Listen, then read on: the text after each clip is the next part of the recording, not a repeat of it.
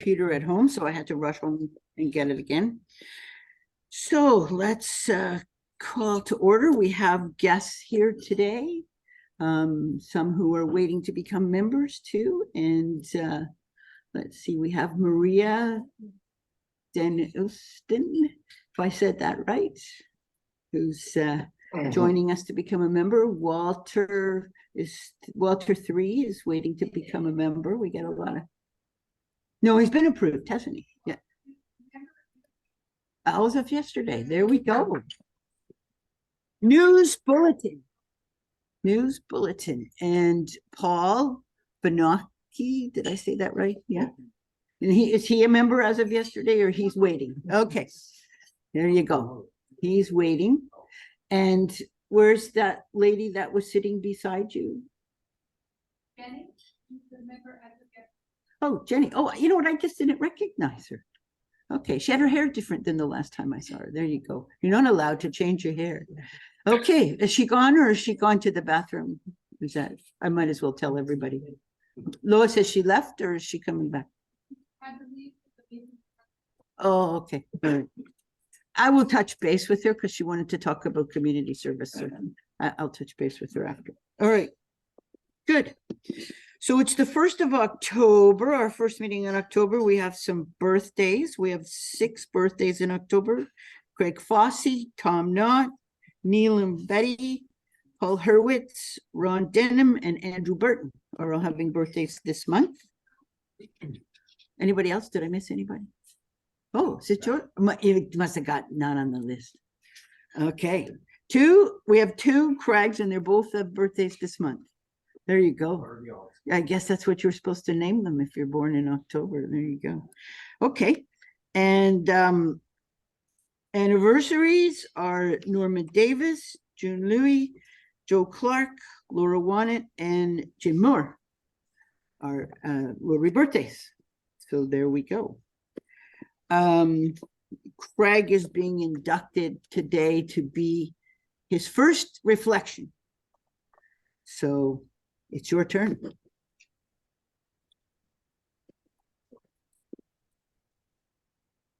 Maybe come around this way. Okay.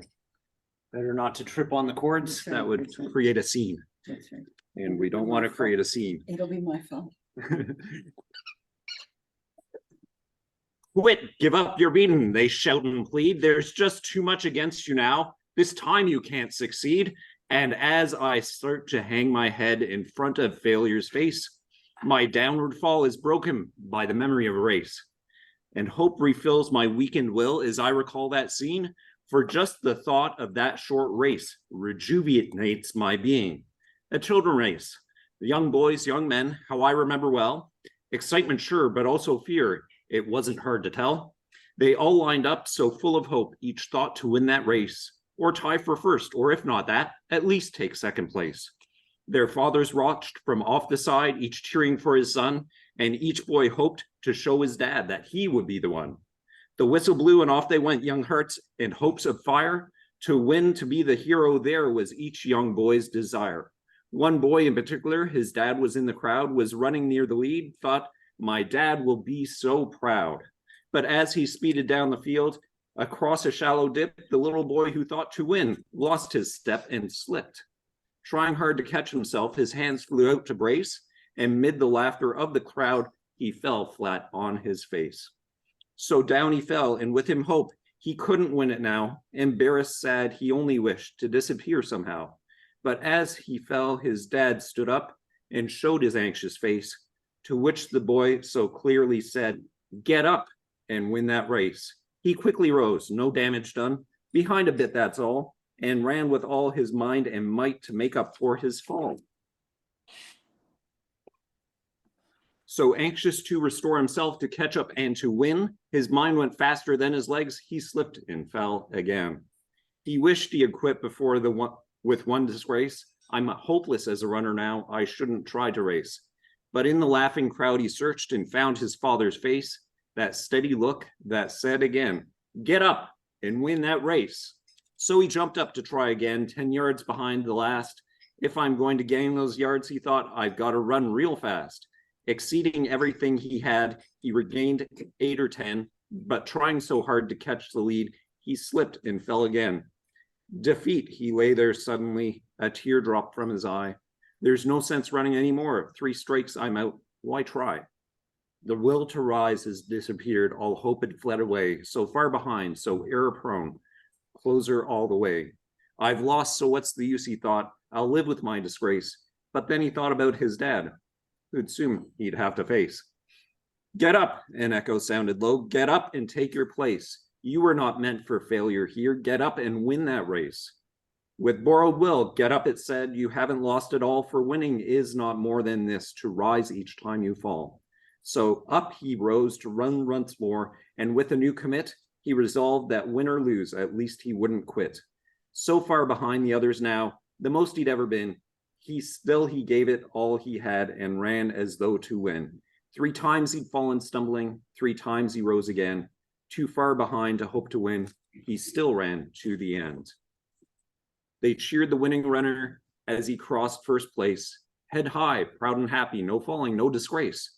But when the fallen youngster crossed the line last place, the crowd gave him the greater cheer for finishing the race.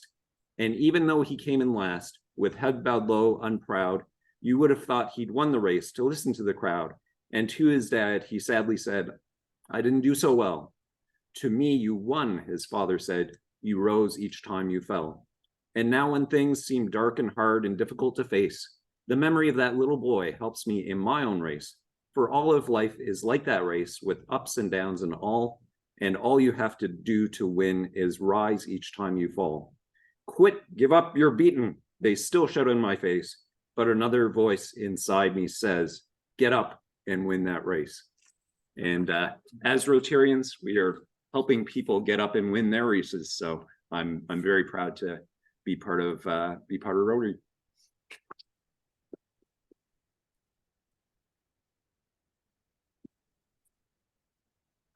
Great. And now it is time for the 4-way test, which I know you like me to open it on the screen so we can all stay in unison. And I haven't put that new title on it, but I will. So let's start. Is it the truth? Is it fair to all concerned? Will it build goodwill and better friendships? And will it be beneficial to all concerned? Good. All right. And now, Happy Bucks. And I think Stephen is going to do Happy Bucks. I don't have the pot. I don't have the bell or the pot today. There we go. Can you want to use my pocket? We could just put it in my pocket. That would be okay.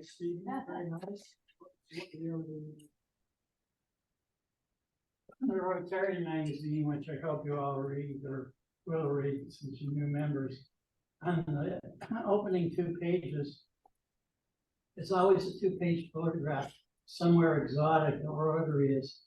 Last month, it was Lviv Opera House in Lviv, Ukraine. They've been there and have had a personal tour. Now it's 2 for 2. This month is a farm in Tasmania that looks after the Tasmanian devils.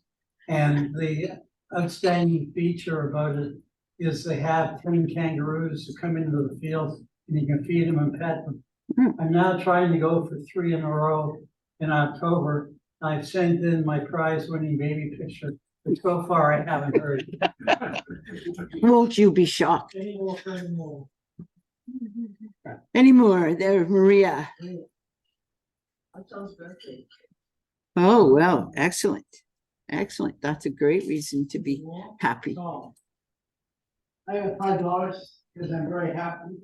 I went to the trail fundraising thing last Friday down at Massey Hall, and it was great. And already they have sent our group a thank you for being tremendous supporters of the trail. So Great. It was a great night. Stephen, you were there? Yeah. It was fun. Yes, it was. And I'm very happy. Great. Look forward to that. All right. Okay, you can put it there. You can feel free to drop more money if you want. Just because it's Wednesday, you know. Okay, our guest speaker today is Dr. Soren Brothers, and Neelam is going to do the introduction.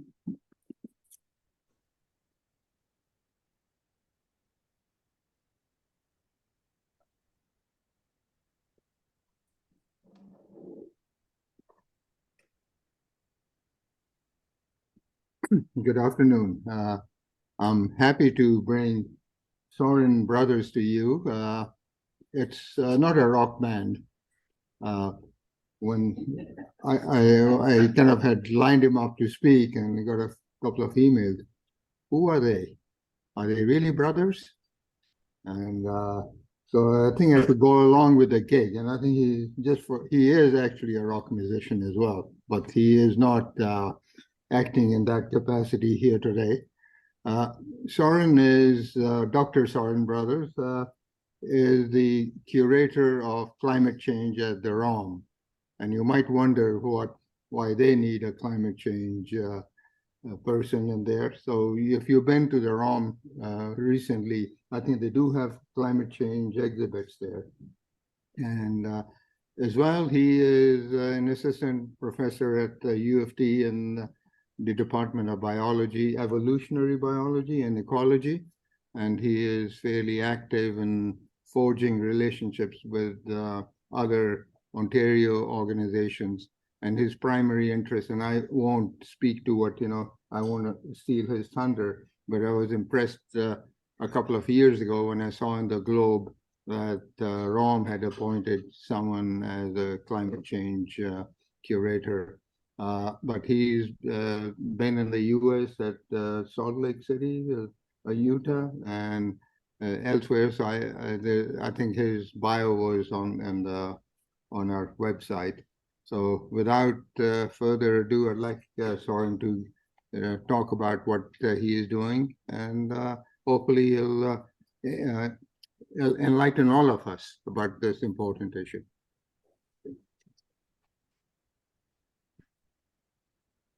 Let me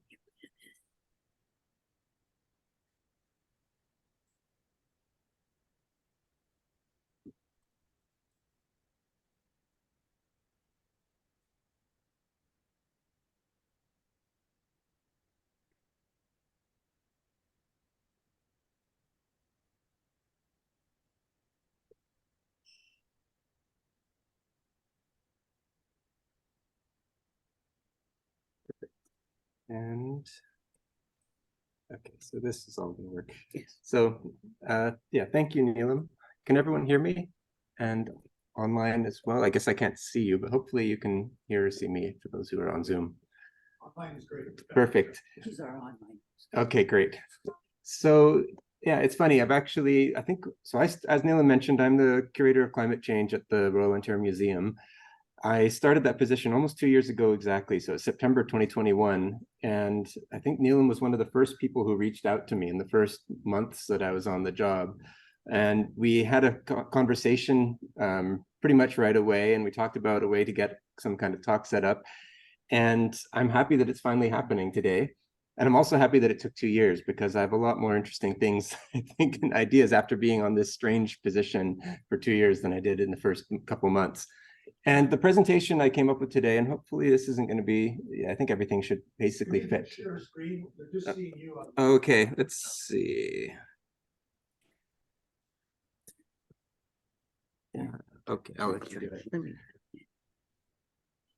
I'll talk well. So this is just the presentation note. Yeah, So you need to I go to know. Zoom. Oh. I think it's No, that one. there it is. Yeah. It's right there. So yeah, while you're doing that, I'll just give a bit of context.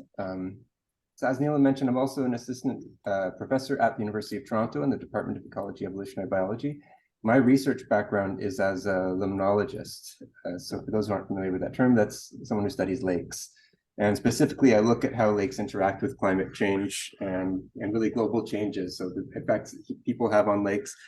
And so today I'm going to talk about this idea of where lakes, as a research interest, have just been in academia until the last couple of years, has overlapped with this funny new position, the first of its kind really in any museum in the world, as a curator of climate change, in this kind of more outward oriented climate communications oriented piece. So I think, yeah, I think it'd be in that screen maybe. We can stop sharing the PowerPoint if that's easier for now. Yeah, here, here, go to maybe more. Okay, let's take out the PowerPoint so it's not sharing, and then we can go to the main. All right. Oh yeah, here. I go to the Zoom. Double click on this. Okay, here we go. Share screen. Point slideshow.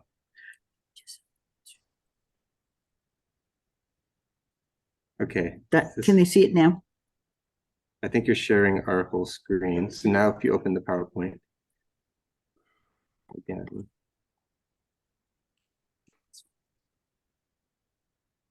Do you guys see the home page now? Okay, great. 9 people online, but they appreciate it. Yeah. Okay. Yeah, there's oops. Okay, so this is still going forward. Yeah. I wonder, I'm just gonna move this down a little bit. Okay.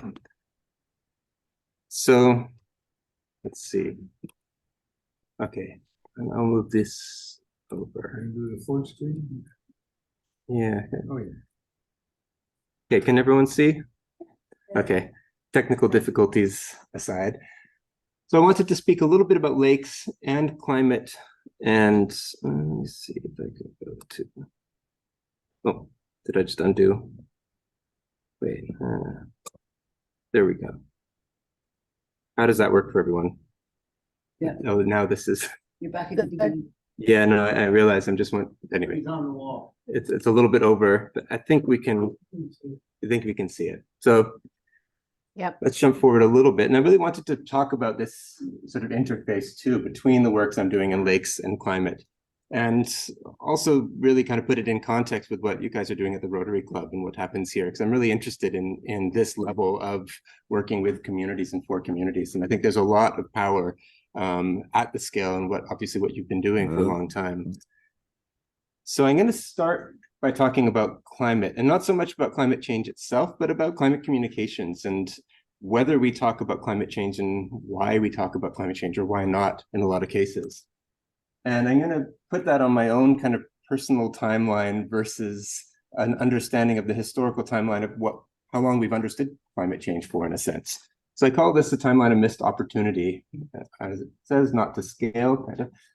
So Eunice Foote, kind of cut off there, discovered in 1856 that carbon dioxide was the most powerful greenhouse gas in the atmosphere. She often gets overlooked as the first person who did that work, but she was in Troy, New York, which is incidentally where my mother's from, doing these experiments and realizing that this was a gas that could capture heat very well through experiments. And she published that work. So that goes back to 1856.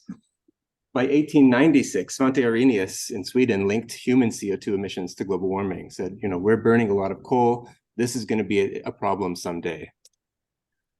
Here's a newspaper article from 1912 stating the furnaces of the world are now burning about 2 billion tons of coal per year. And when this is burned, uniting with oxygen, it adds about 7 billion tons of carbon dioxide to the atmosphere yearly. This tends to make the air a more effective blanket for the Earth and to raise its temperature. The one thing they got wrong is the last sentence, which is this effect may be considerable in a few centuries. And that speaks to how hard it would have been in 1912 to really appreciate how quickly things would have changed. And especially the 1950s post-World War II great acceleration and how quickly we'd start burning more fossil fuels. So that's 1912. We've jumped forward to 1957. And around this time is actually the first, what's called the Keeling curve, the first measurements from Mauna Kea and looking at CO2 and realizing, yes, we are increasing the global concentrations. So we've gone from smaller scale experiments in theory a century earlier to now being able to see this effect happening on the planet. And incidentally, I have in my office at the ROM, there's even a report called The Fauna of Ontario, which talks about how they're already starting to see warming effects in plant and animal communities in Ontario changing in the 50s, and attributing it to various sources of warming, but it does explicitly mention this is maybe associated with this new climate change thing people are talking about. 1987, the front cover of Time magazine, we had The Heat is On, people talking about global warming and the ozone hole being the two big global issues at the time. Move forward to 2006, I put in The Inconvenient Truth, that Al Gore movie, because a lot of people, especially younger people, think of that as sort of the landmark time where we started talking about climate change. And on top of that, I was born in the early 1980s, in 1982 in Mississauga, so not far from here. Thinking back when I was putting this presentation together, it was when I was an undergraduate student at UBC in Vancouver that I started realizing that climate change was serious. And I try and think about when that first sense of it coming together as probably the most important issue that would be facing the world in my life. After I graduated from UBC, I went to Japan. I actually worked in Osaka and I volunteered for a climate change NGO. And so that was the first action that I really took. That was 2005. And then I can think back to the first conversation I had with a friend being in 2006, which is I was in Italy and a friend of mine there was asking, is this really a serious thing? Like what would be the problem if it gets a bit warmer? And it's kind of funny to put this in time, like these two timelines together, and really first ask myself, why did it take so long for me to learn about climate change, considering we had this whole history leading up to it, and it was in the front page of media, and it was out there. And why did it even take longer for me to talk about it with friends, considering that I was doing a conservation biology degree at UBC with a minor in political science, and I still wasn't even talking to people about it. And this is kind of embarrassing. You can't really see it too well here, but that's a picture of me just to emphasize how crazy it was that I wasn't talking about it, because I'm the kind of person that you would expect to maybe be talking about it with a bird on my hand on the top of a mountain, very kind of environmental student. I was a sort of classic environmentalist kid. So this is the person, if anyone's going to be talking about climate change, you'd expect it to be me as a student. With books about, sting and down in the Amazon rainforest trying to save the forest. So I want to bring this up because it's not obviously just me. This is actually a relatively recent study from the Yale Climate Change Communications School in the US. But we see similar kind of numbers here. What you can't see, what's cut off, is that this is the estimated percentage of adults in the US who actually discuss global warming at least occasionally. And along the bottom, you have the average. Anything in blue is less than 50%.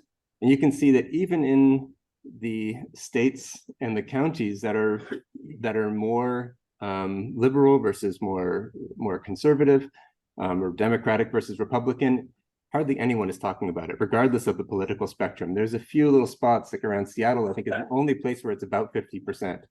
But the overall picture is that about 64% of Americans say that they rarely or never speak about climate change.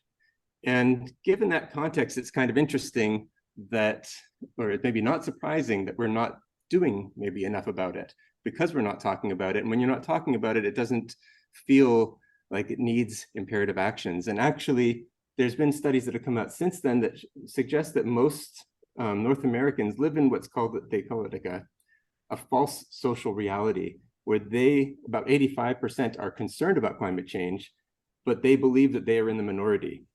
And so there's a sense, because we're not talking about it, most of us think that we're the only ones that are concerned about it, and most people are also not talking about it because they're not concerned about it. So there's this real need in the gap right now for just having the conversation and bringing it up. And one of the greatest people for having this conversation and bringing this up as just how important it is to speak about it as a first step is Katharine Hayhoe. And I don't know how many of you are familiar with her. She's also a Torontonian climate change scientist.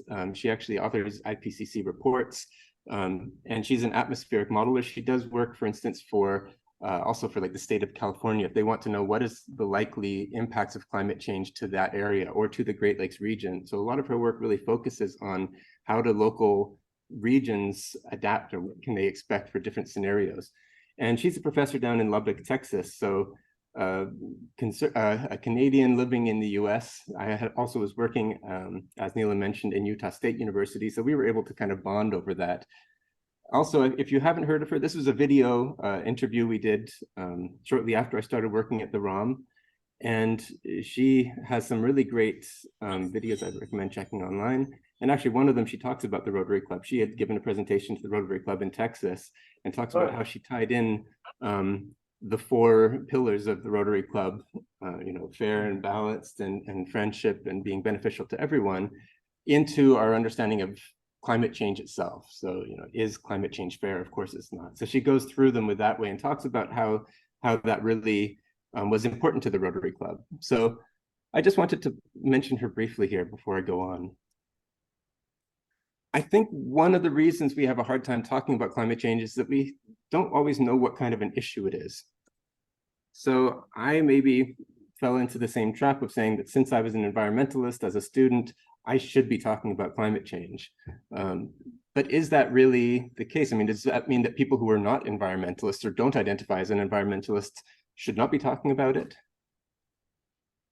I have a background in biogeochemistry, so I have geochemical there. You could think about, well, carbon cycling and the planet and atmospheric CO2, that's a geochemist issue. So those are the people who should be talking about climate change.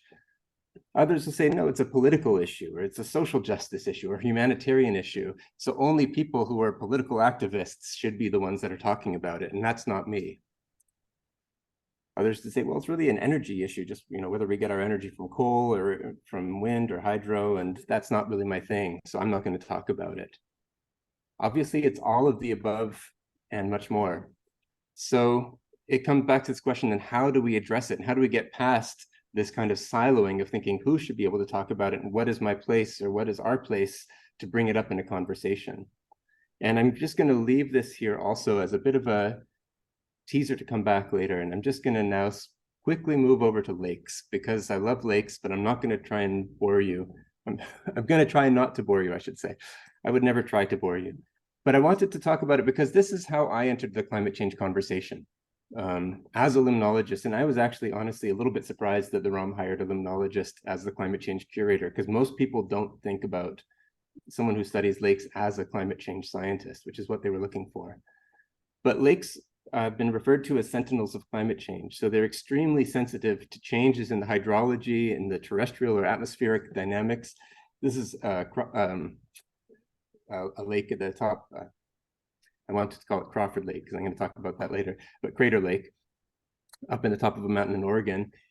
And, in any lake like this, you can think about all of the material that's washing into it, and also just the interaction between it and the atmosphere, atmospheric deposition, greenhouse gases, things I'm going to talk about.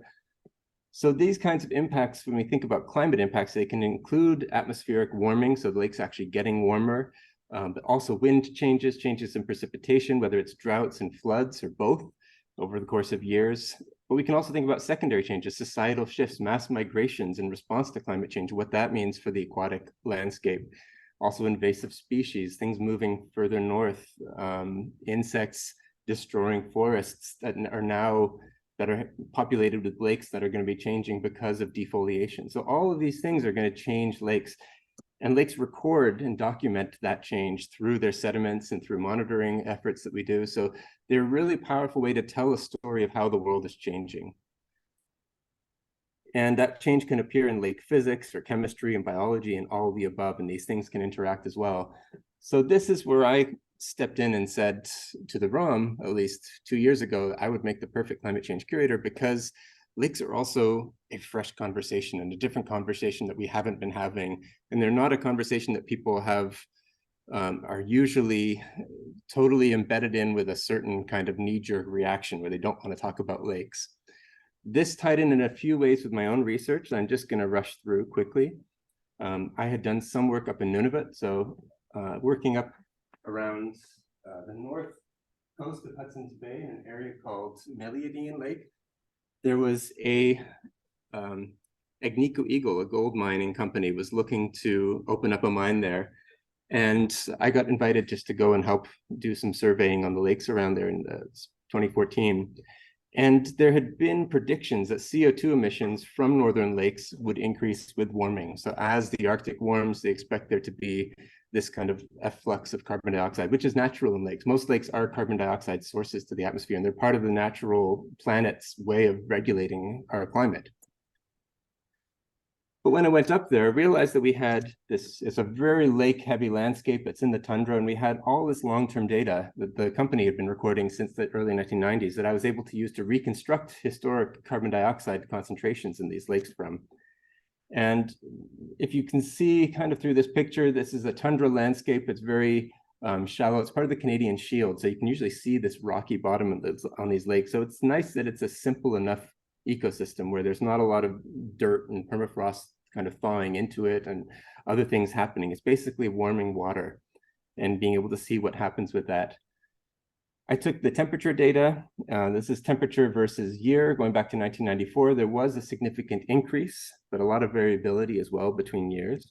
But the lakes were getting warmer. And when I calculated the carbon dioxide concentrations, you could see that they'd actually gone down from 1994 to 2017 in this year, the latest year we had data for in these lakes. So it was contrary to expectation. There was major changes we expected in the biology. So I was doing work, my research focuses on attached algae. So this kind of stuff growing on the bottom of the lake. And I'm not going to go into too many details here, other than we proposed in the papers that we published from this that it was probably actually the longer ice-free season in these lakes that was leading to this change in their chemistry, which led to a change in greenhouse gas emissions. And that trend might reverse in the future with additional warming. It's hard to say exactly, but this is kind of what we could see over that timeline. I think the takeaway here as a limnologist, but going into climate change science, is just to really underscore that we don't fully understand yet how our planet's natural regulation of greenhouse gases is going to respond to warming. And Arctic lakes are one of the places that people have been looking at for these global tipping points. So what are they going to do? How does our planet respond to the warming that we've already baked in? And at what point do maybe our decisions in terms of burning fossil fuels and adding more greenhouse gases to the atmosphere get taken over by other natural processes, one way or the other? And just one other research project more recently in Utah, I was working on the Great Salt Lake, and it's been in the news lately with record ongoing lake level declines due to water mismanagement. So this is now a human issue. There is a mega drought there, which is exacerbating it, but really it's the Western water laws in the US where it's basically a use it or lose it kind of system where where farmers are forced to use the water intensive crops if they don't want to actually lose their water rights in that area. So it's a really kind of it's an outdated system right now. And a lot of locals recognize that as well. So this water drought, so the Great Salt Lake is at about 50% of its normal levels.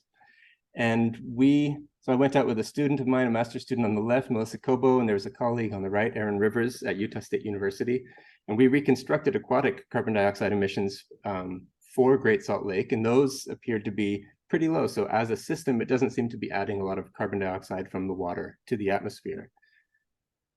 But I then went out there into the desert. This is the exposed lake bed now, which is a huge desert in the middle of Utah with that student. And I had her go with a greenhouse gas analyzer and this little chamber that she put on the ground every 2 weeks for the year. This is 2020. And she measured carbon dioxide emissions from that lake bed and found that they were huge. So by drying up that lake through the policies and through the actions of locals, they're actually probably adding about 7% to the whole state's anthropogenic greenhouse gas emissions. And no one is counting that as a mechanism anywhere. And I'm just going to leave this here as pointing out as a good example of where our relationships with water can have a lot of implications for societal carbon and our ecological footprint. So this isn't even going into how this is an important site for migratory birds that could be lost, or that it's going to be an important site for particulate air pollution that's going to be impacting Salt Lake City and other local communities, and with toxic heavy chemicals. So there's a lot of elements to this that are really important to thinking about how we relate to water. So jumping over to where we are now and where I am now, the museum is a really interesting place to tie all these ideas together. So it has, at the ROM, we have 1.3 million visitors. This is pre-pandemic, but we're getting close. We're getting pretty quickly back to that these days, plus digital engagement. has really interesting teaching opportunities, has a research program there. So through my position at University of Toronto, I teach at U of T a global change ecology class, and I'm also expected to still have graduate students who will graduate from U of T.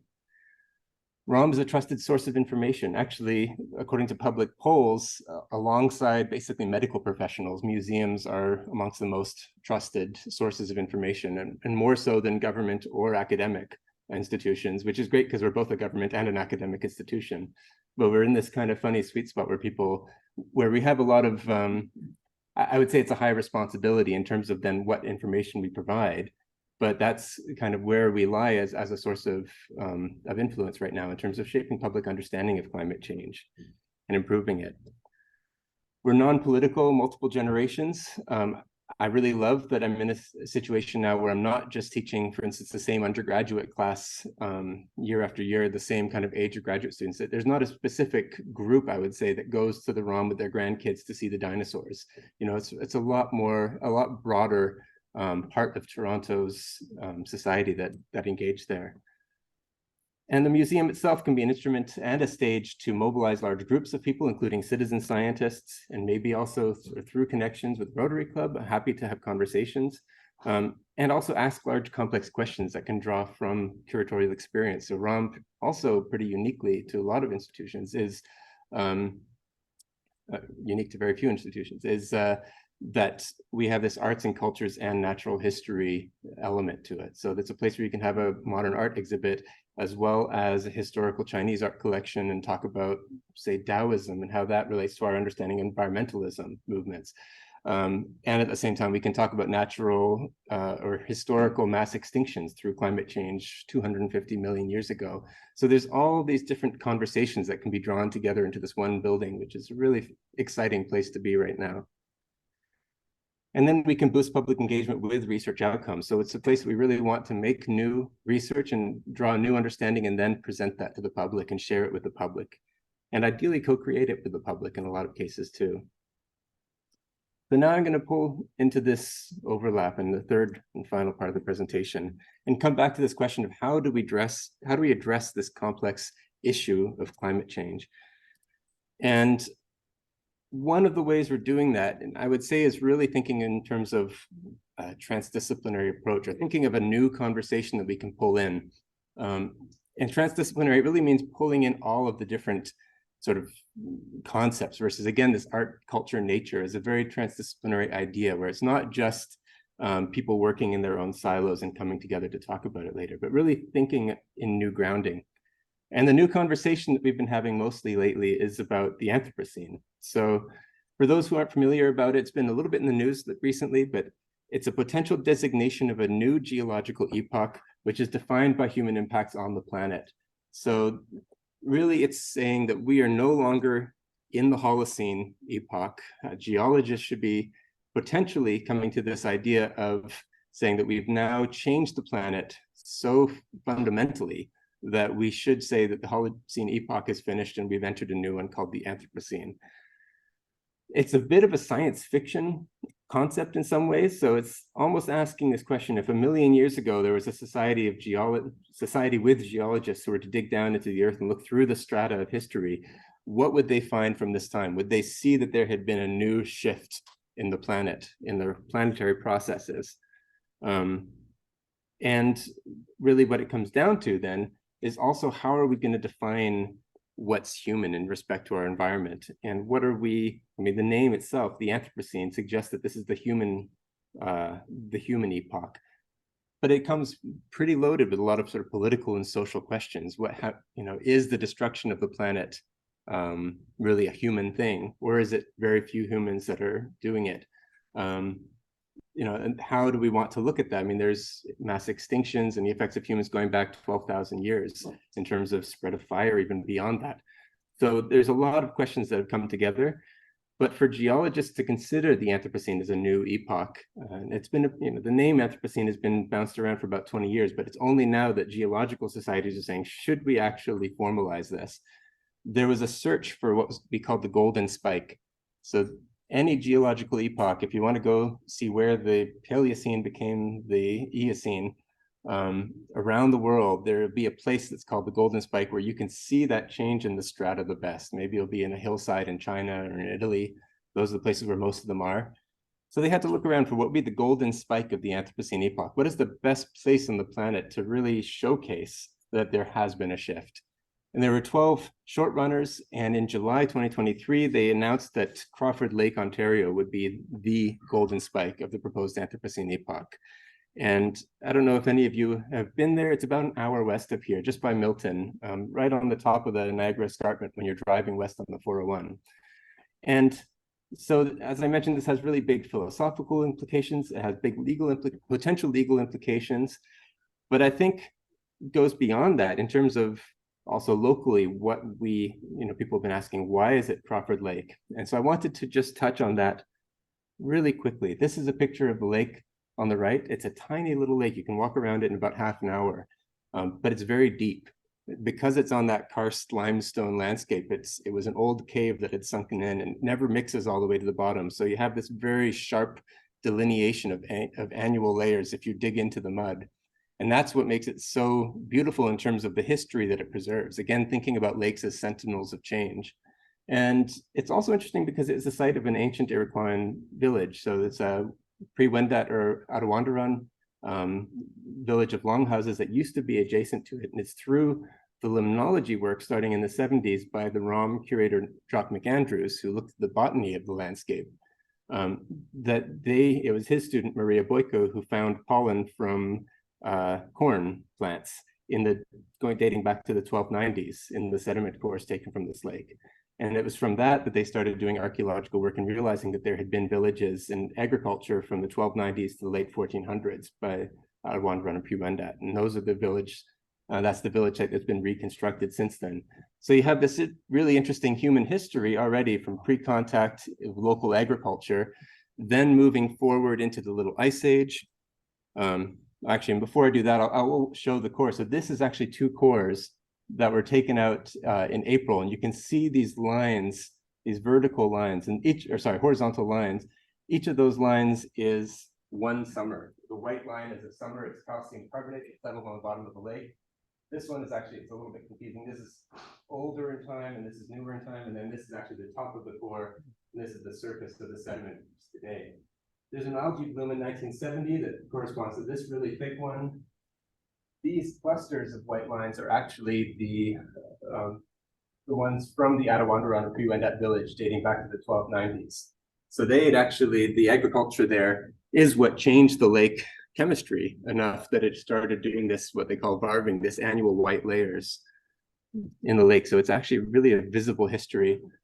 And we were donated, this core actually became, from Crawford Lake, the first collections item of my curatorship at the ROM as a curator of climate change. And it's just a beautiful way to show how the local is also global. So we have at the bottom that Attawandaron Pugh-Wendat farming sign. You can see the Little Ice Age. It's a very dark period where there's not a lot of human activity through there. You can see very starkly, not in this picture, but when you're looking at the actual core, the purchase of the lake by the Crawford family. So the Crawford family moved here from England. They took down all the forests around there and they constructed a sawmill. And there's a whole change in the color of the core after that. We have in the 1930s, 1933, one of the brightest lines is the North American Dust Bowl event. In the 1950s, you have increasing fly ash or soot, probably associated with Hamilton and the great expansion, the great acceleration after World War II. Around that time, you start to see also an increase in plutonium from nuclear testing of nuclear weapons around the world. And then in 1963, you can see that plutonium drop off again very quickly because of the signing of the non-weapons test ban treaty. So you can see this change in the global, in the Cold War even leading up there. Construction of local visitor center even has a little bit of an impact there. And then you can see impacts of climate warming through changes in the diatoms, the plankton that are in the lake, and also what I call teleconnections. So that's, for instance, El Nino years, the Pacific decadal oscillation, Atlantic warming and cooling patterns that are natural. Those are apparent also through the reconstruction of the width of those white layers. So it's a really interesting core, just for the history that it tells and seeing that there's this pre-colonial, this indigenous and settler history all in one story that's also local and also very global.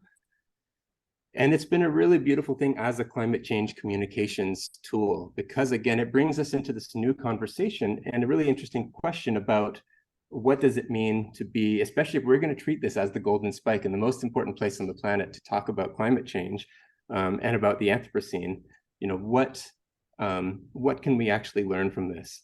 And to me, this goes beyond the Anthropocene Working Group, but it's really to tell us that humans have always impacted the environment. And today we continue to impact it directly and indirectly. And that this is really the opportune time for individuals and communities to recognize and reevaluate this relationship. So I think it's important that a village of several hundred indigenous people living next to the lake in the 1200s did not impact it as much as a single family who arrived here from England and totally changed the landscape. And yet now we also have over 100,000 visitors to the lake each year, and you don't have as much impact either. So it's not just, our impact is not necessarily linked directly to simply how many humans are there, but it's really what we're choosing to do when we're here that's impacting the way our landscapes are functioning and their health. And I think that there's something profound in that in terms of thinking then, you know, recognizing that we are always impacting the environment, whether we want to or not, but then thinking about how we can change those impacts into positive ones rather than this kind of knee-jerk assumption that all impacts are negative and we can try to get towards not having any impact at all. Because I think that's a false goal to be even aiming for. Oh, okay, okay, so, okay, sorry, I hope that I didn't go over, but is that all right, this last slide? Okay, so I did want to tie back into this idea about how we translate this to actions, and this is the most important for the Rotary Club, especially. So thinking about how climate change solutions should not just be about reducing, but rather how we're improving our society, I think is really fundamental. And this is something that a lot of people, I think, haven't really realized yet. There's a lot of people who are more scared about climate change solutions than they are of climate change itself. And there's no reason to be. This is the Portland's Flood Protection Project here, one of the biggest urban climate adaptation projects on the planet, and it's here in Toronto, and it's an amazing improvement to the city, and it's making the Don River mouth a better place for the environment, for biodiversity, and for humans to live. And as Catherine Hayhoe talked about how the tenets and the pillars of the Rotary Club link to climate change, I think it's important that these also link to climate change solutions. So climate change solutions should be and must be fair for all concerned. They're opening up access to waters to people who don't necessarily have means, for instance, for air conditioning, but having clean waters is part of an important climate change adaptation solution for a city. They increase goodwill and better friendships between people. Even just having pedestrian spaces where people can hang out, this is an important aspect of climate change solutions. This is one of my favorite bridges when I lived in Berlin, where people would just go and make conversations with new strangers. And that's an important aspect of what direction we need to go into in terms of how we're responding to climate change. It must be beneficial to all concerned. And there's a lot of research showing, for instance, that introducing bike lanes improves traffic. And if you get more people out of their cars and into safe bicycle zones, it's a win-win situation for everyone. This shouldn't be a politicized battle, though both sides often turn it to that. And I will leave it off at that. I know I've gone over, but thank you so much. And I just want to say that there is room for optimism. And I'm just going to leave it with one of my favorite places in Berlin, which was this little, when I did my PhD there, this beer garden there where you could sit amongst the trees, and there was a local garden. And it had been, I didn't realize at the time, but parking lot for decades before that, before a local group took it over and turned it into this really amazing place where people would want to go there from all around the city. So there's a lot that people can do really to make the city a better place for people, and it's dealing with climate justice and with biodiversity. So thank you so much for having me here. And yeah. No, You're right. Yes. You know, you're looking at lakes, and people are looking at lakes as well. One of the things,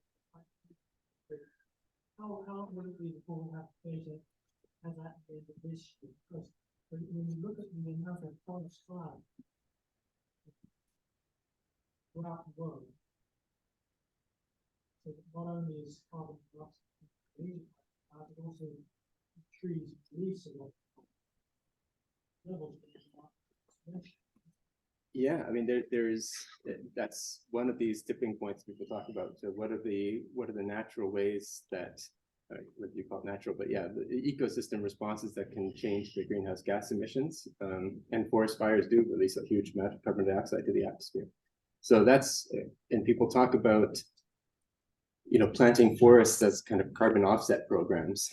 This is one of the big drawbacks where you can't assume that a forest you plant today is going to be actually just permanently growing to maturity and staying that way.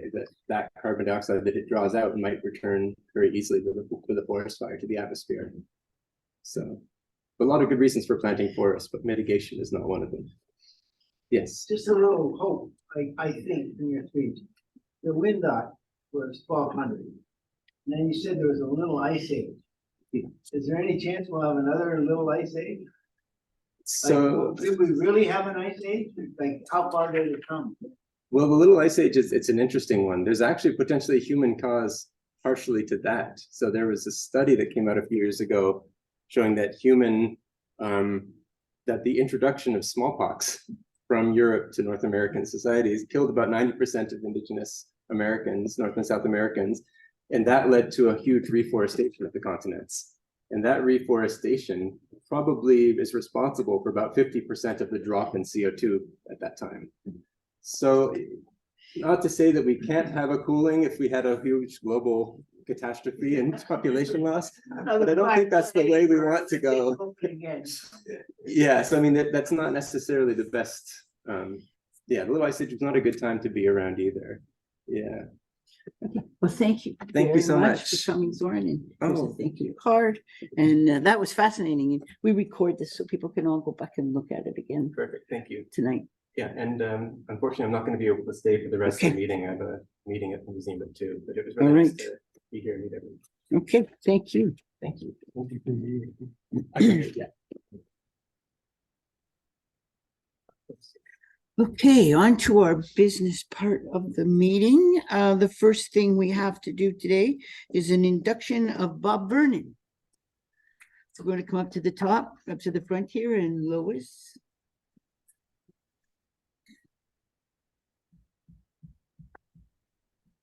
There you go. Congratulations. Thank you. Want to stand in front? Or? What do you want me to Yeah, do? let's stand here. Okay. Oh, then maybe they can't hear us. Stand here. Maybe they can't hear us as well. Want to stand behind us? Yeah, maybe then they Behind can it. hear us as well, hear us better. Yeah, Bob, come you this could way. Just get here in the middle between us. Yep. Okay. Okay, fellow Rotarians and honored guests, on behalf of the Rotary Club of Toronto Eglinton, it's my privilege as president, along with the membership chair, to induct a new member today. Please allow me to introduce Bob Vernon. I think everybody knows him. Bob has been a Rotarian in the past and has decided to rejoin us. We're glad to have him back, and we welcome him as we would for all new members. Bob, you are beginning a great adventure in leadership, friendship, and in service to your community and your fellow man. You will learn to apply the four-way test to all the things you think, say, or do. Rotarian four-way test is the truth? Is it fair to all concerned? Will it build goodwill and better friendships? And will it be beneficial to all concerned?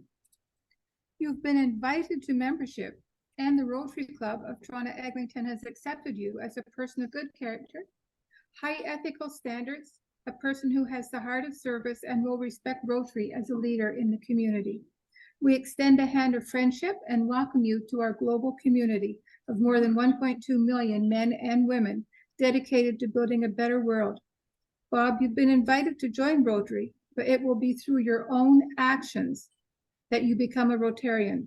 You will make Rotary stronger.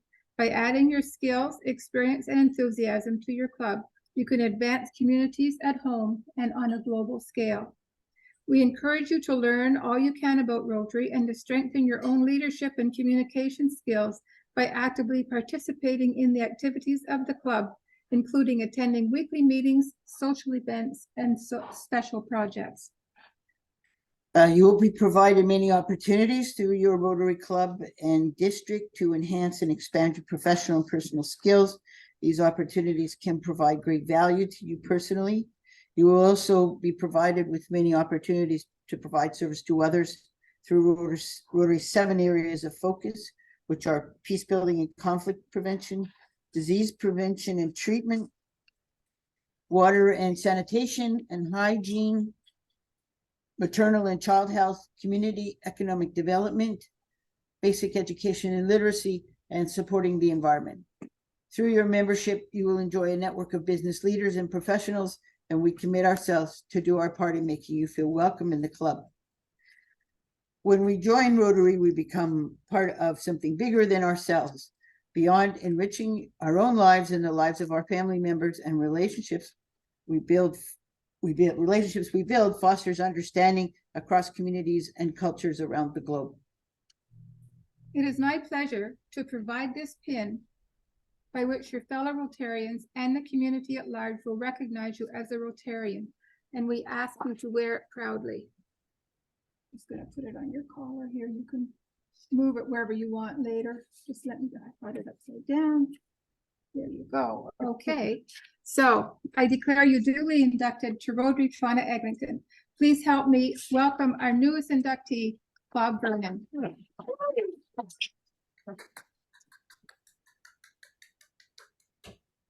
Oh, you're very enormous. Well, I'm delighted to be inducted into Toronto Eglinton Rotary for the second time. Yeah. I think it was probably 1999 or 2000 that the late Tibor Gregor introduced me to Toronto Eglinton. Just yesterday. Yeah. Just yesterday. And he was supported and I was supported by the ubiquitous Julie Wang Morris, who was a very active member of the club in those days. And I am absolutely delighted to be back. Great. Great. Thank you. Good. Welcome. Thank you, Bob. Welcome.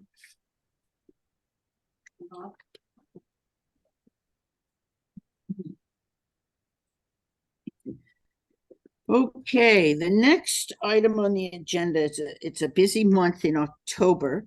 So October the 15th, which is about a week this Sunday, is the foundation walk, where we raise money for Research International Foundation.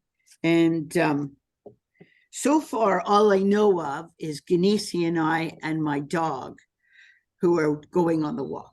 It's in Markham this year, which is not very far. So does anybody else want to volunteer, first of all?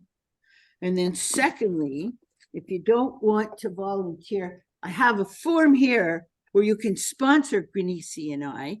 I already have one member who sponsored us for $100 because they can't do the walk. So if anybody feels so inclined, Ganesi and I would really appreciate the moral support, let's call it, the confidence that we can finish this walk. The dog will anyways. She'll lead us. So it's right here. If anybody before you leave today want to just put in your name and stuff and how much you want to donate us for. Any donation over $20 does get you a tax receipt. So yeah. We've already, that form has been on before, and several of us have already sent money to Walter. Oh, yeah. Well, maybe I need to know who and how much then. That would be nice to know. Like, are you sponsoring us or are you just sponsoring? I didn't, at that point, there wasn't any person attached to it. It was just the foundation walk. Oh, we kind of take it personally if you're sponsoring us. Okay. Like I know last year I had about $800 in sponsors. So that sort of inspires me to go and finish. Are your friends still answering the phone? Yes. No, they'll be there for me. They'll be there for me. Yeah. So anyway, well, if you haven't, or send it, maybe I should ask Walter if he can send me a list of names of people who've sponsored us for how much. I mean, I don't know about you guys. That makes a difference to me. That spurs me on to do it. So yes, I'd appreciate that. Okay, the next is the big Monte Carlo fundraiser. And I think Stephen Bianco wants to say a few things about that. Yeah, just remember when to go out there as quick as you can. Sponsorships were up to $15,000 toward the target of 20, thanks to some very generous members of the club and 1 or 2 outsiders. Still looking for some more, as you can see, and ideally we'd like to find a principal sponsor to sponsor the whole event. Anyway, anybody's got any ideas, or if anybody would like to consider doing a sponsorship, please see me now or get in touch with this meeting. So it's 30 weeks tomorrow, eh, guys? 3 weeks. Yeah, get your party hats on. Auction items, we're doing very well with those. We're up to about 24 different items at least, 24, 25, and that's coming along very nicely. We're still looking for a few more, some of which will be used for raffle tickets. But, you know, we can still take some stars and ticket sales. This is something that I think we need to do a little bit more. So far, we're up to 27. It's not great. We've got to get at least 3 weeks. Now, the thing that I find disappointing, if I can say this with pretty well all members here in this room, of the 45 or 46 members of the club, only 17 so far have stepped up. We want everyone at least once, and everybody to please try to approach friends, relatives, whatever, see if they can approach them. The room can hold up, this room can hold up. So please think about that. And again, you know, you can go online and do it.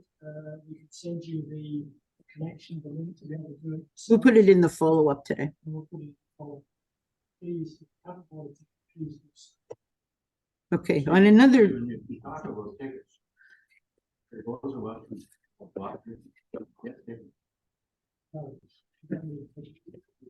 we have your name on the list.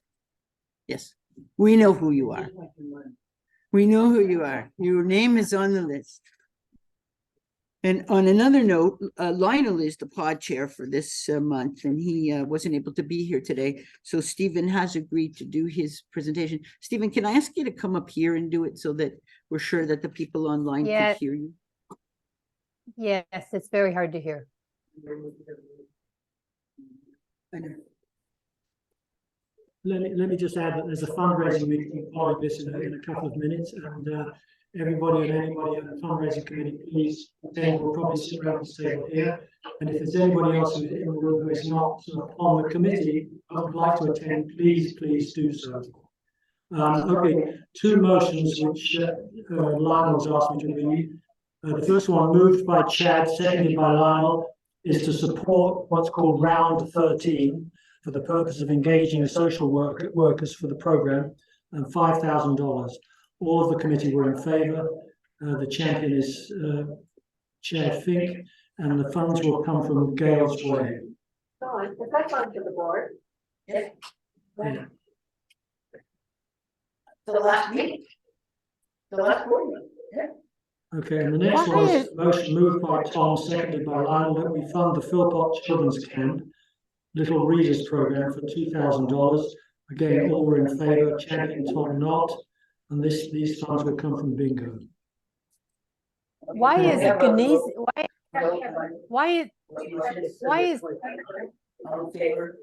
Am I waking you up? All in favor of these motions? Thank you. Thank you. Thank you. Okay. That is pretty much it for today. Our speaker next week, October 11th, is a Zoom meeting. And our speaker is Andreas Baranza, Operations Fire Captain and Founder, Executive Director of Camp Courage. So that's going to be something totally different. So we'll see you all in a week. Okay, that's it. Thank you. Tom, leave us on, because 2 of us are on from the fundraiser. You were up in the Northwest Territory? Yukon, yeah. Oh, after Tuktoyaktuk, yeah. That was I did amazing. a trip up there too. Yeah, we did the Dempster Highway, is what we were doing, Oh, yeah. did you? Yeah. One more thing. Yeah, oh, half, like one way, not both. One more thing, I have to give you the honor of this prize that I guess you. Prize? What did I do? You're engaged. I'm getting engaged. Back. Oh, yeah. What you can. Wow, holy cow. Pin. Oh, wow, with the, Earned enough points. oh, with the thing in it. Yes. The ruby. Yeah. No, Wow. It's sapphire. Sapphire. Wow. Yeah. Thank you. I've got one with a sapphire. There you go. Yeah, thank you. Congratulations. Thank you. Yeah. Yeah, I got some information I was gonna grab.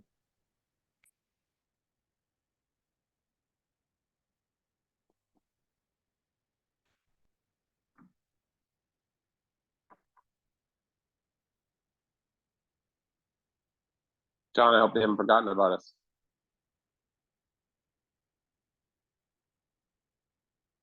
You're muted.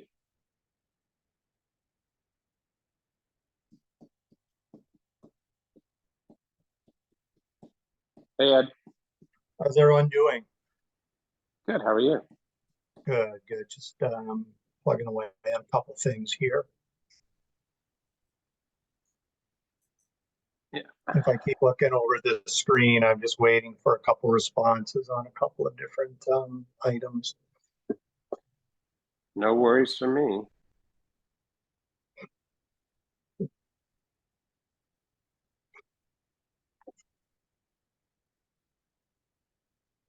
I'm hoping Dawn will take the computer over to, oh, and there she goes.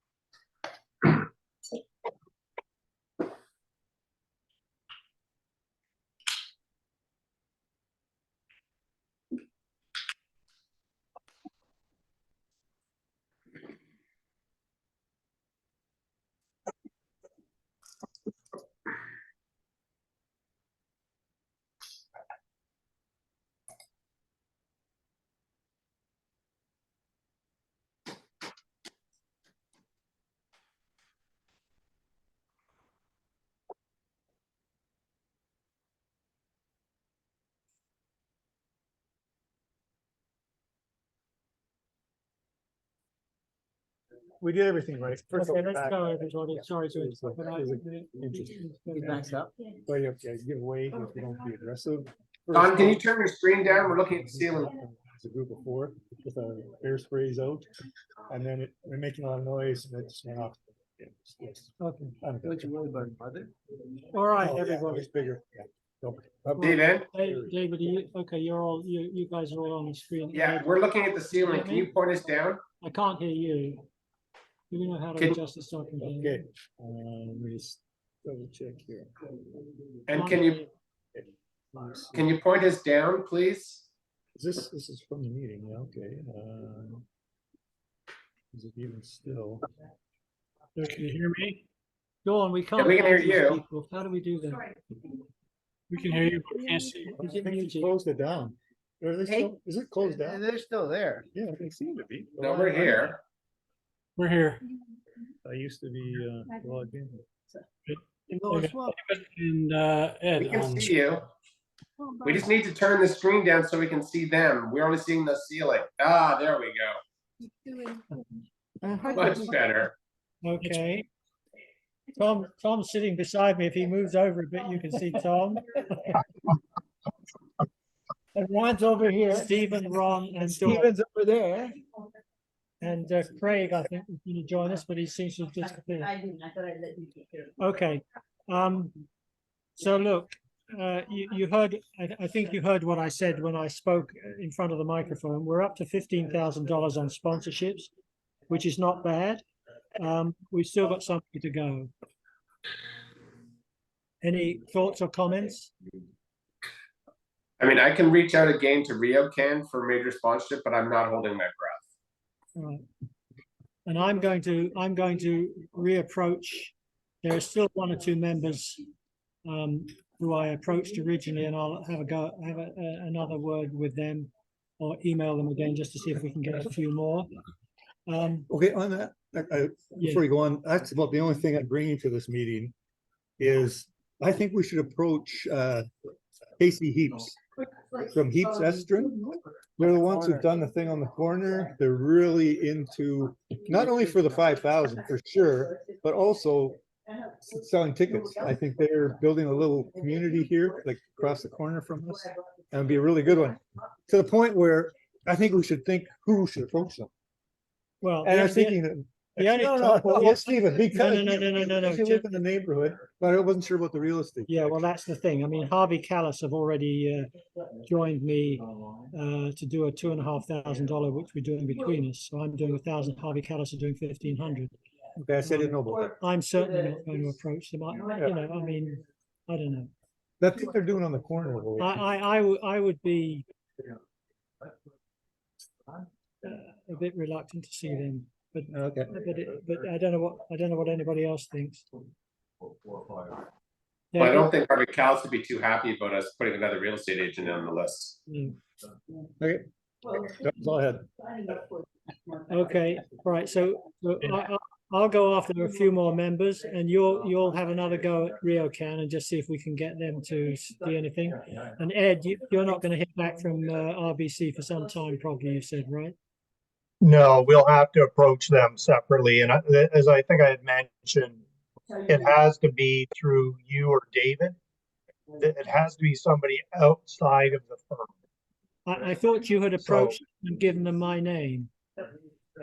I had, right? But I basically have said we will circle back with you. So we have to organize that. But it is not going to happen in time for this. It just, these things take weeks and months through the firm like RBC. All right. As I've said, like it can be $5,000, whether it's 5,000 now or 5,000 in 3 months is $5,000. And I don't think we're definitely not making this deadline. So Okay. it'll be, if it's possible to be down. Right. Has anybody else got anything they want to add on sponsorships? Okay, so auction items. If we look at auction items next, I think we're doing quite well with those. David has sent out a list. I don't know whether you've all seen it, but if we haven't, No, I only sent it to you, Stephen. I didn't send you and Don. I haven't sent it to everybody. Well, do you want to forward it to members of the committee just so that they've got an updated version at some point? Yeah, if you, I gotta add some of that stuff to it based on some ticket sales so far. But if you want to send out meeting notes, then I'll just respond and add the file to it. I'm sorry, say that again. If you do the meeting notes and send out that, I will just attach this and reply it to everybody. Yeah. All right. So as far so Okay, David. Yes. I got a gift from Trails. So how do we add those on the list? I just need to know what it is and what the value is. I can do it right now. It's a bag, a travel bag. It's got a carpet to lay down and sit on, and it's got good cutlery. Oh, is it the picnic bag? Yeah. Yeah, we got those at the tournament last year. Yeah. Yes, we did. Okay. It might be something you want to mix it with a Bottle of wine. US Open Steak. What do we have a value? Nice. Oh. You know, it's a Blue Jay one, because you'll never use it. Do we have a value on that Trails bag? I would say $25. Yeah.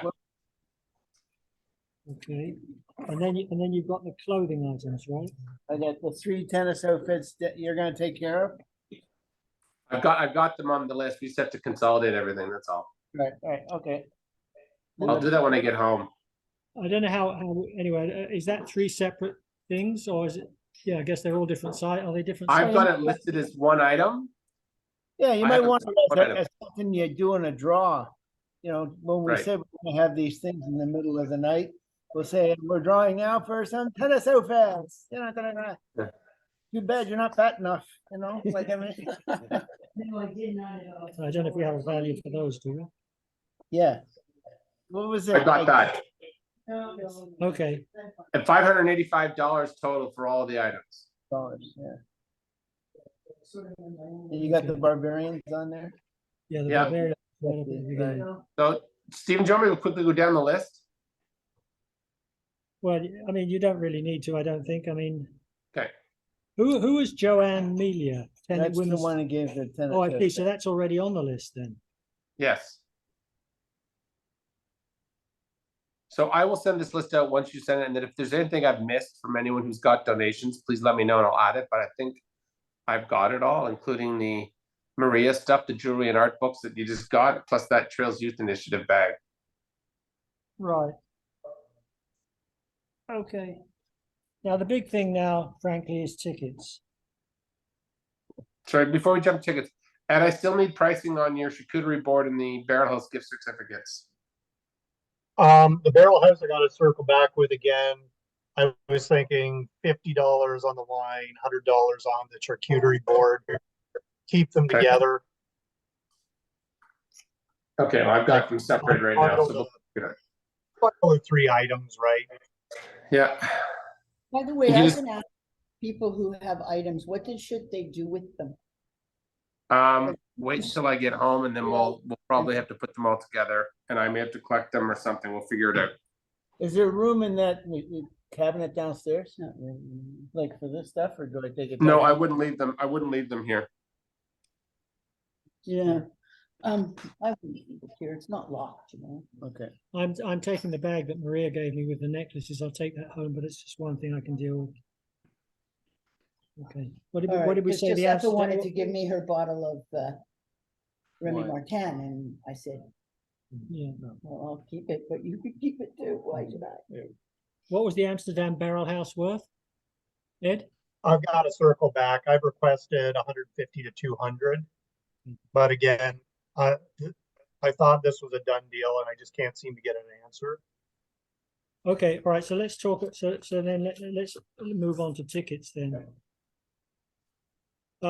You heard what I said. I mean, I find it very disappointing that little more than a third of the members have purchased tickets, and I really think we have to lean on people.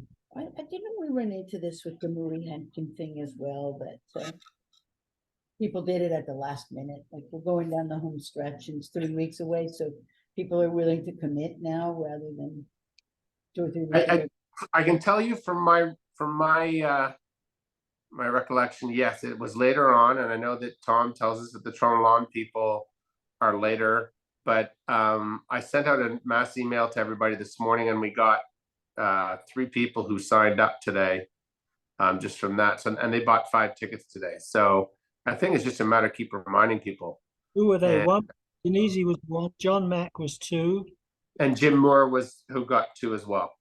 Jim Moore already had, didn't he? Nope. And Nope. we picked up a couple at Raw last week, Stephen. We got, that new person, Maria Deniston.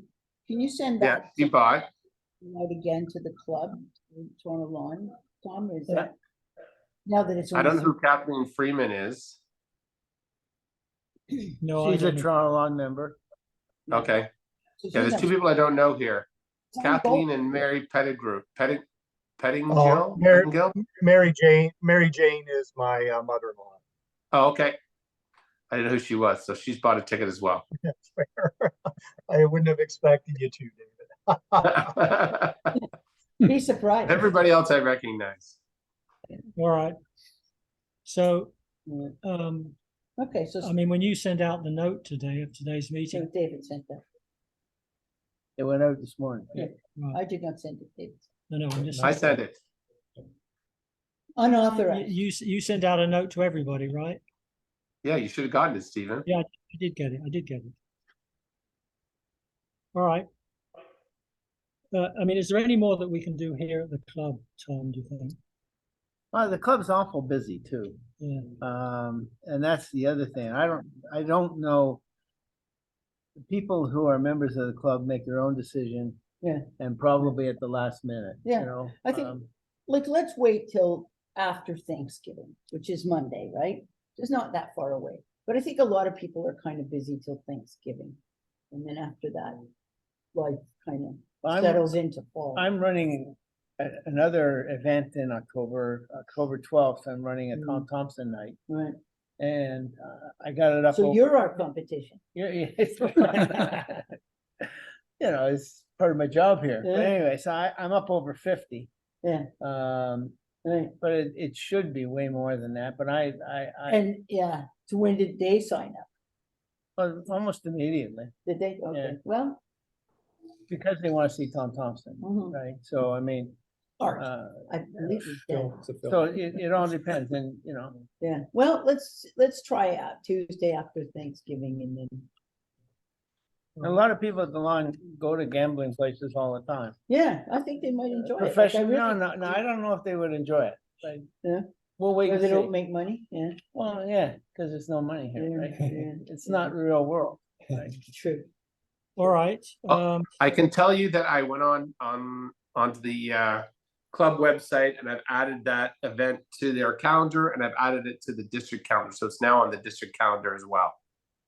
And I did get some responses back from some of the presidents I sent it out to across the district. And the Toronto president has basically said to me that they're having their first social of the year that night as well. It's just a social, so it's not as though they're competing against us. It's just their club members are going to be probably going to that. Okay. My sense here is that people are tight on money. Yeah. That's the sense I'm getting back from a lot of people. They're just tight based on your donations, Stephen. I mean, you're getting lots of responses where I can't give what I gave the last time. I'm going to give this amount, or I can't afford to do this, but I'm going to do this instead. That's kind of what I'm sensing from all the responses from people. We're gonna be able to pay for everything, so we're not, Yeah, but we're not paying for the event from sponsorships. yeah. Paying No, for but the we event- have our ticket sales. Hold on. Our ticket sales are up to 4,500. And Don, what was the final amount? I haven't got the contract in front of me. I don't know. Sorry, I what? think it was around that, actually. It was less than 5, wasn't it? What? Yeah, I think we're almost at the point where we're covering our costs of the event. We said food and beverage on your chart, David. Food and beverage was 4,000 based on Yeah. 125 people, though. Yeah. Well, and that's So- where it changes. But we've got the costs covered on the. I just have to change the cost out on the licensed dealers. They're no longer. But I think we've got the rentals covered. We just don't have the food and beverages covered yet. Yeah, and well, we can reduce the numbers, obviously, in food and beverage. We should find out when we need to table and tell them that. And Right. maybe we can reduce one table too if we need to. If we don't have that many people, we don't need that many tables, right? Yeah, I'm just not sure if that's possible at this point, but we'll see.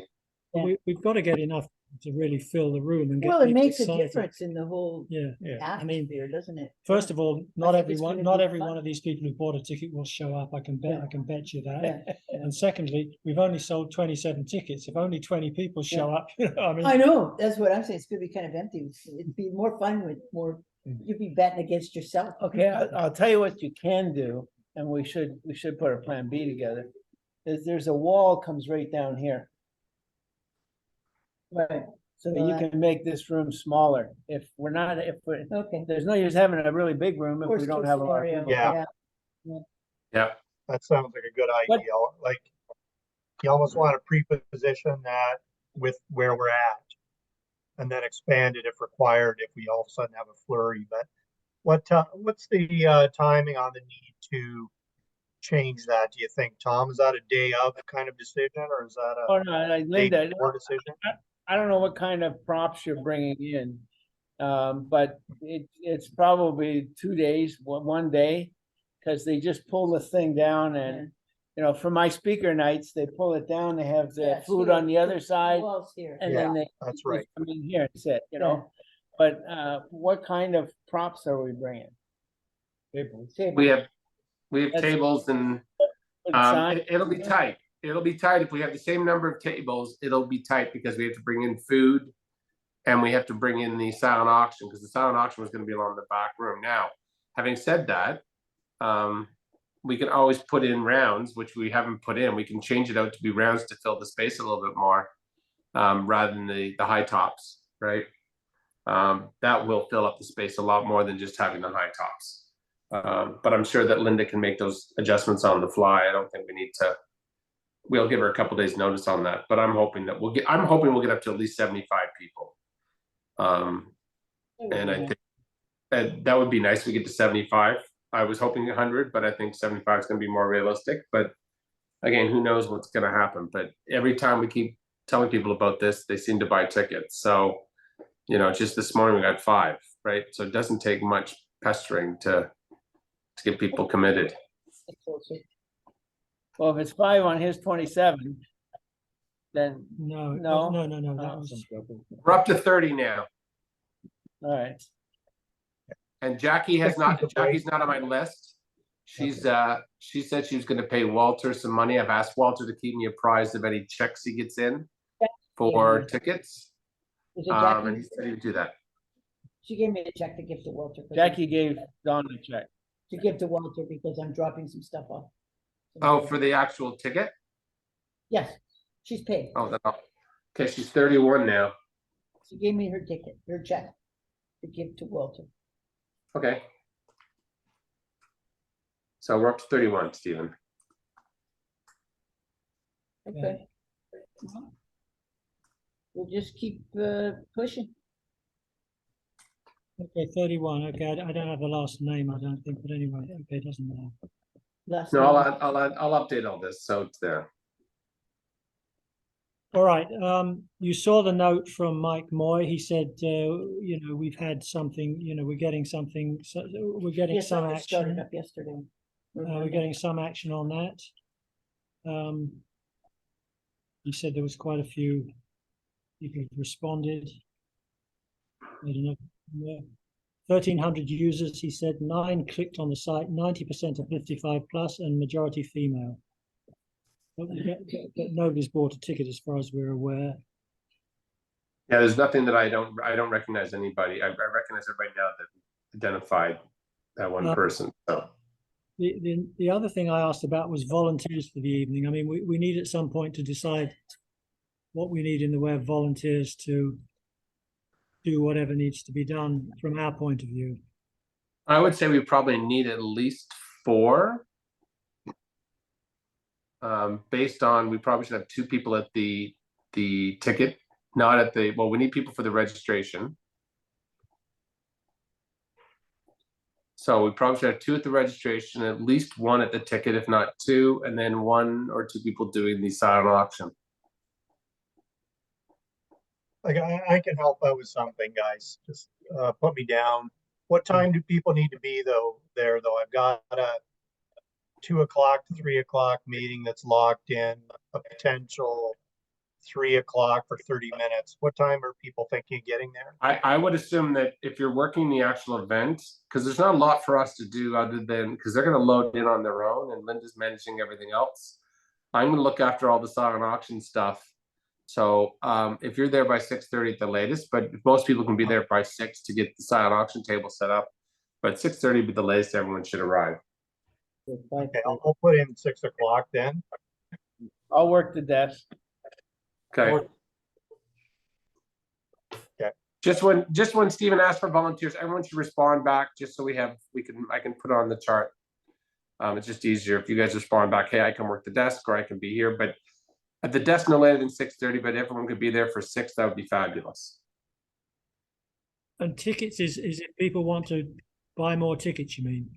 Tokens. If they want to, yeah, so tickets is if they want to buy more raffle tickets, or if they want to put raffle tickets into the raffle drum. Yeah, I don't know whether she's not coming. I was going to say Laura, but she's not coming. Right. You saw the note from Laura. She's getting a $200 voucher from the Roy York, I've got that. yeah, but she won't be able to come. Or she's not coming anyway. Okay, so we've got Tom and we've got Ed, and we'll need a couple more. Okay, I can probably do something. We'll have to see. All right. Is there anything else we need to talk about? Not from my perspective. What about signage? Do you have plans for signage here? Yeah, so what we should decide, I was going to use the Don, I sent you the PowerPoint. The sponsorship notification. I expected the website and everything to be listing some of our sponsors and. Well, that's a mic thing. I can't do that. I'm getting on the I'm getting on the event website, see what I can add to it. I just don't know what I can based on how it's set up, but I'm going to do my best to work on that this afternoon. I just haven't been able to get to it. That's all. If it's another page we add, or something below, but. Well, for me, it's just another section I have to add. And I just can't speak to Mike. That's all. I don't know how he does it on the website. well, I'll talk to him, but I think he would take better instruction from you. I've got to get the logos from Harvey Callis. I've got them somewhere, but I'll get them from them. But give them to you and to Mike, I guess, right? Yes. Yes, it should come to both of us. And somebody has to be responsible to write them a thank you note.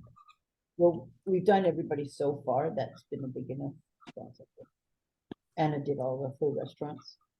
No, but Anna did her restaurants. I don't it's know. something I appreciate when Trails gives me something. Yeah. I think, if we get something from somebody, we should take the time to say. So we've done that right away, yeah. But for the restaurants that we've got, for things anybody else got. Yeah, we will send a letter out at the end of the event, not beforehand. We'll thank them and say your contribution helped us raise X amount of dollars. That's typically what you do is after the event. Not giving the sponsors enough notoriety. No, I get that. We just have to do something on the site, and I will do it on the event site, but I can't do it on the club website because I don't know how to do that one.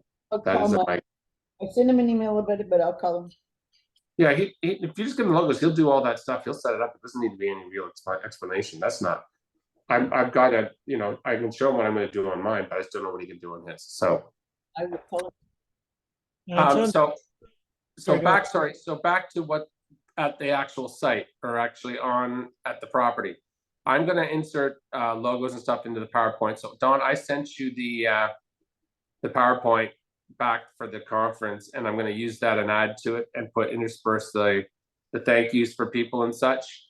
But I didn't know if we wanted to have a board at the front entrance thanking all of our sponsors. It's an extra expense, or do we just want to leave it up as a just on the screen as a PowerPoint? I think we should have a big sign at the front entrance. For sure. You do? I do.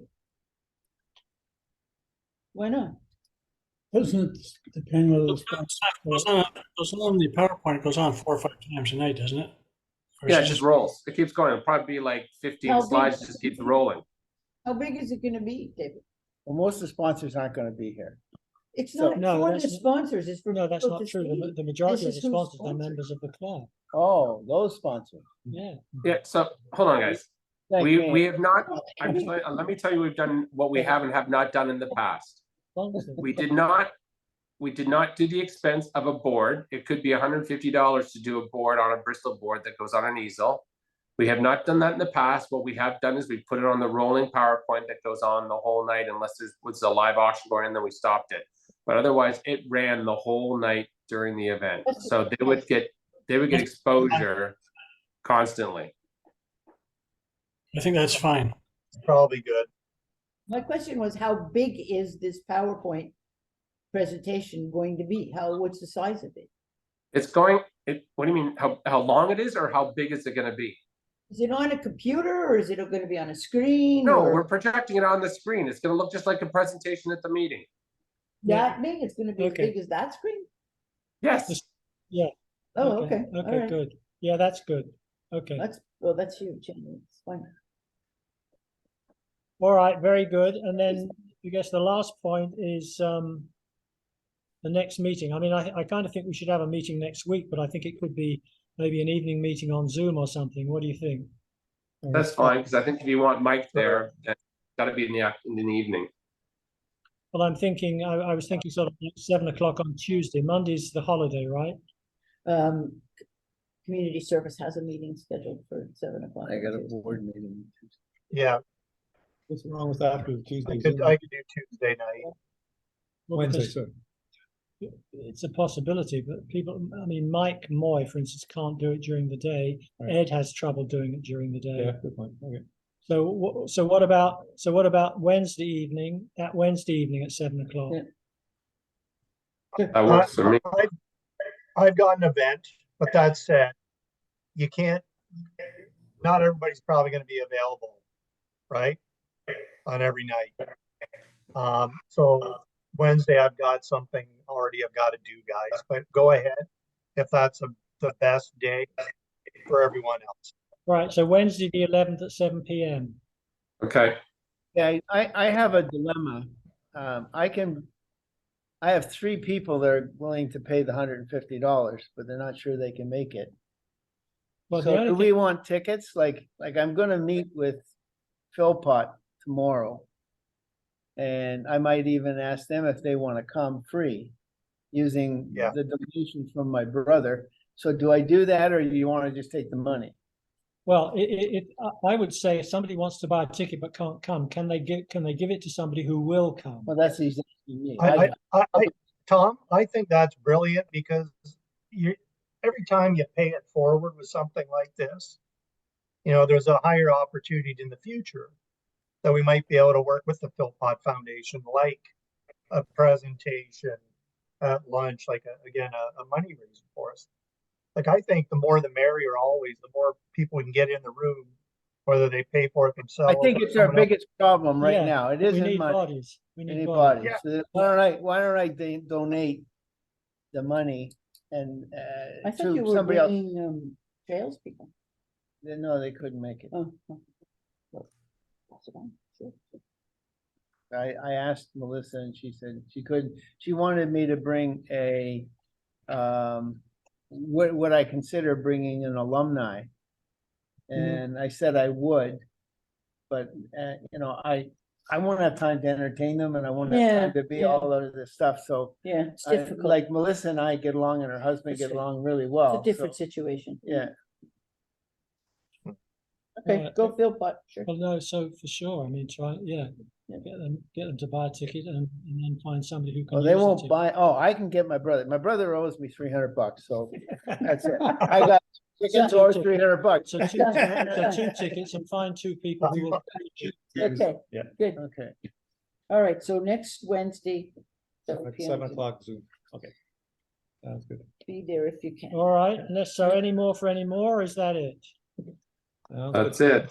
I'm gonna take all this stuff home, and David, whenever you want it, let me know. Okay. You'll squash it down.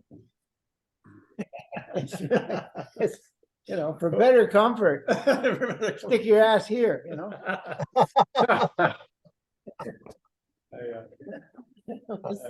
Okay. I'm very jealous of you. I went to England. Yeah. And then we flew up. Okay, we all done, Steven? We're done. Thank you. Okay, thanks, guys. Thanks, guys. One big SUV. I get in and I say, take us downtown. He's like, you're here.